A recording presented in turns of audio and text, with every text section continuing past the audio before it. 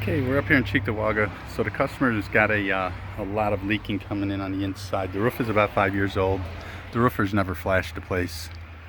So in the scheme of things, we're doing the gutters also. So this is kind of a weird setup for the gutters. So any gutters on the rake edge where they don't belong, we're going to pull those off and give them a price to cap off where the holes were from the gutter spikes with aluminum trim.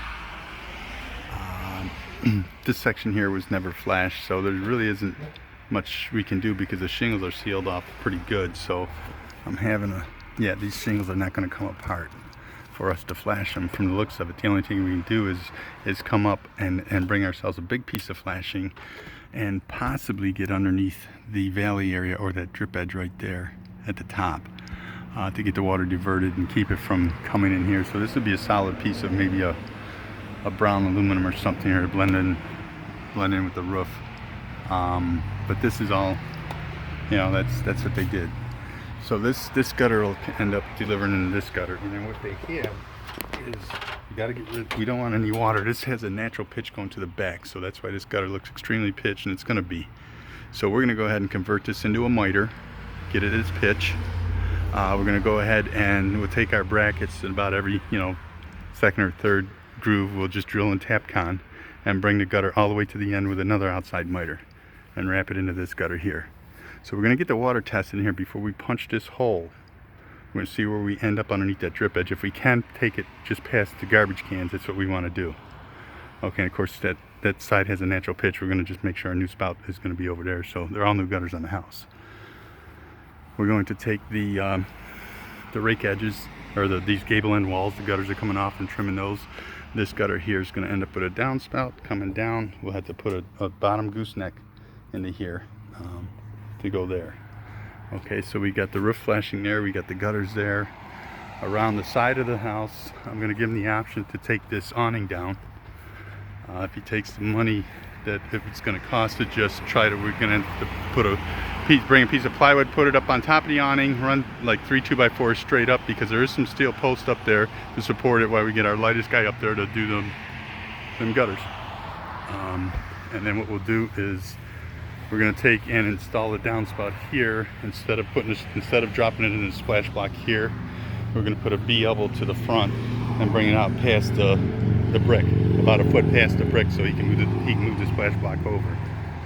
Okay, we're going to take down this gutter and give him the same option for trimming out the aluminum fascia. And then on the back gutter, this guy's going to pretty much pitch the same way and come down and deliver into here. Okay, we've got to we got to reseal whatever he's got on it. That's all we can do is reseal that. We're not going to back any bolts out or anything, but it is leaking at that satellite dish. And then the sunroom naturally has a natural pitch going that way, so that's where the gutters will be going. This upper dropping the lower. This back is going to have to be flashed the same as the front. And then we're just going to get rid of this rake edge, and that's what we'll be doing. So yeah, this has been leaking for quite some time. This wall is actually rotted out, so even though we may stop this leaking, this wall's done. It's going to have to be rebuilt. So as far as that goes, we can get all those numbers for him. As far as the removal of the awning, we're not going to do anything with the wrought iron. I'll give him the option for the wrought iron, but basically to get the posts of the awning, we'll come in and we'll just grind the bolts out that are on the ground, so we can disconnect that. And same here, we'll just get this apart. We can bring our impact and pull these hex heads right out of here. They've got screw heads that are going into the freeze board there, and those are going to have to be probably grinded out. So I'm figuring 2 guys probably take a good, probably 2 hours, maybe 3 to do this, to get it out. Okay. If not, then we would just come up with a couple, because this is a real thick angle iron, so we can come down with the 2 or 3 2x4s, lay our plywood up there, and we got to disclaim his whatever his roof is made out of. I think it's a plastic, so it's old and it needs attention. All right. And then I'll give him the option to just grind this Well, we don't want to grind any of this or take away any of this railing until he's ready to put a new one on. Alrighty.